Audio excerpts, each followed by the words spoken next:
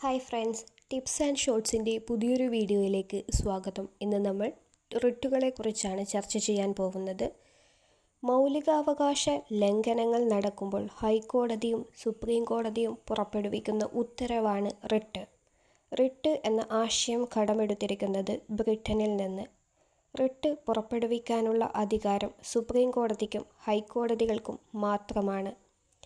Supreme കോടതി writ പുറപ്പെടുവിക്കുന്ന article 32, ഹൈക്കോടതി റിട്ട് പുറപ്പെടുവിക്കുന്ന ആർട്ടിക്കിൾ 226.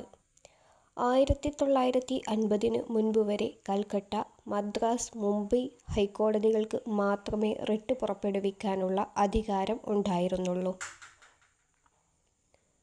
പ്രധാനമായും 5 തരം റിട്ടുകൾ: habeas corpus, mandamus, prohibition, certiorari, quo warranto. Habeas corpus, mandamus, prohibition, certiorari, quo warranto. Habeas corpus അർത്ഥം ശരീരം ഹാജരാക്കുക.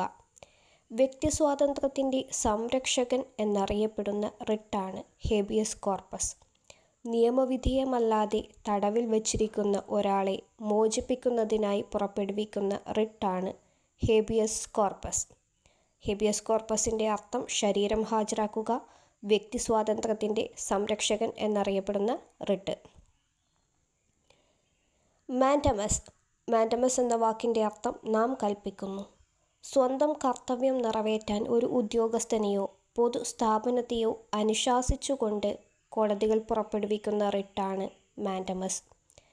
പൊതുസ്ഥാപനം, കീഴ്ക്കോടതി, ട്രിബ്യൂണൽ, സർക്കാർ, കോർപ്പറേഷൻ എന്നിവയ്ക്കെതിരെ മാൻഡമസ് പുറപ്പെടുവിക്കാം. പ്രോഹിബിഷൻ. പ്രോഹിബിഷൻ എന്ന വാക്കിൻ്റെ അർത്ഥം വിലക്കുക.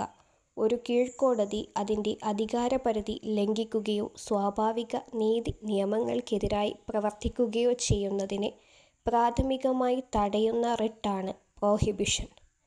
Prevention is better than cure എന്ന പഴമൊഴി അടിസ്ഥാനമാക്കിയുള്ള റിട്ടാണ് പ്രോഹിബിഷൻ. കോ വാറന്റോ. അർത്ഥം എന്ത് അധികാരം? ഒരു വ്യക്തി അയാൾക്ക് അർഹമല്ലാത്ത ഉദ്യോഗം വഹിക്കുന്നതിനെ തടയുന്ന റിട്ട്. ശ്രീ പത്മനാഭസ്വാമി ക്ഷേത്രവുമായി ബന്ധപ്പെട്ട റിട്ടാണ് കോ വാറന്റോ. സെർഷ്യൂററി അർത്ഥം സാക്ഷ്യപ്പെടുത്തുക അല്ലെങ്കിൽ വിവരം നൽകുക. ഒരു കേസ് കീഴ്ക്കോടതിയിൽ നിന്ന് മേൽക്കോടതിയിലേക്ക് മാറ്റാൻ ഉത്തരവിടുന്ന റിട്ട്. സെർഷ്യൂററി ആദ്യം ക്രിമിനൽ കേസുകളിൽ മാത്രമാണ് പുറപ്പെടുവിച്ചതെങ്കിലും പിന്നീട് സിവിൽ കേസുകളിലും പുറപ്പെടുവിച്ചു തുടങ്ങി. വീഡിയോ ഇഷ്ടമായാൽ ഒന്ന് ലൈക്ക് ചെയ്യുക, സബ്സ്ക്രൈബ് ചെയ്യുക, ഷെയർ ചെയ്യുക. Thank you.